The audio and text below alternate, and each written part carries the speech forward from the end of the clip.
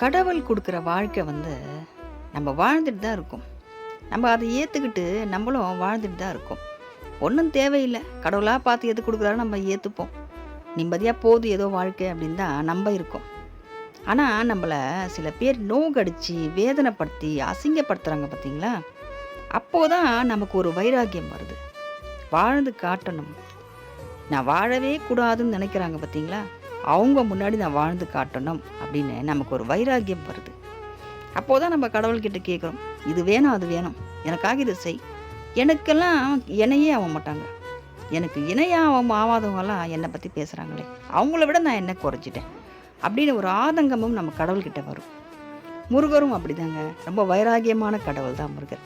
ஒரு விஷயம் அவரால பண்ண முடியாதுன்னு சொன்னாங்கன்னா, அத நடத்தி காட்டுவாரு முருகர். அவர் எப்பவுமே அமைதியான கடவுள், ரொம்ப அன்பான கடவுள் தான். ஆனா கோபம் வந்துடுச்சுன்னா, இந்த வானம் என்ன, பூமி என்ன எல்லாமே அவருக்கு கடுகளோ ஆயிடும். அவ்வளோ பெரிய கோவக்காரர் முருகர். ரொம்ப வைராக்கியமானவர். ரொம்ப ரொம்ப வைராக்கியமானவர் முருகர். நம்மளும் அந்த வைராக்கியத்தை கொண்டு போய் முருகர் காலடியில வைப்போம்.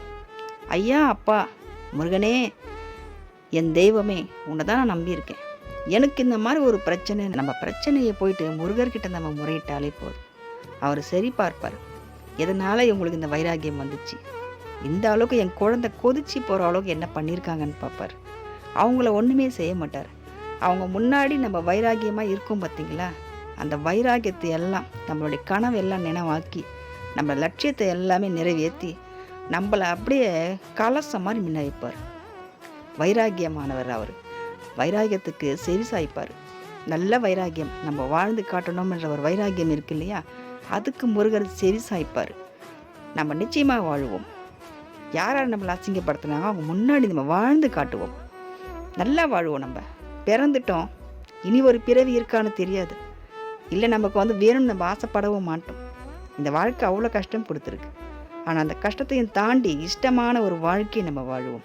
முருகனோட ஆசீர்வாதத்தில் நம்ம ரொம்ப அற்புதமாக பிரகாசமாக வாழ்வோம். அசிங்கப்படுத்தவங்க முன்னாடி அவங்களே அசிங்கப்பட்டு போகிற அளவுக்கு நம்ம வாழ்வோம். வாழ்ந்து காட்டுவோம். நம்ம வெற்றிவேல் முருகனுக்கு அரோகரா.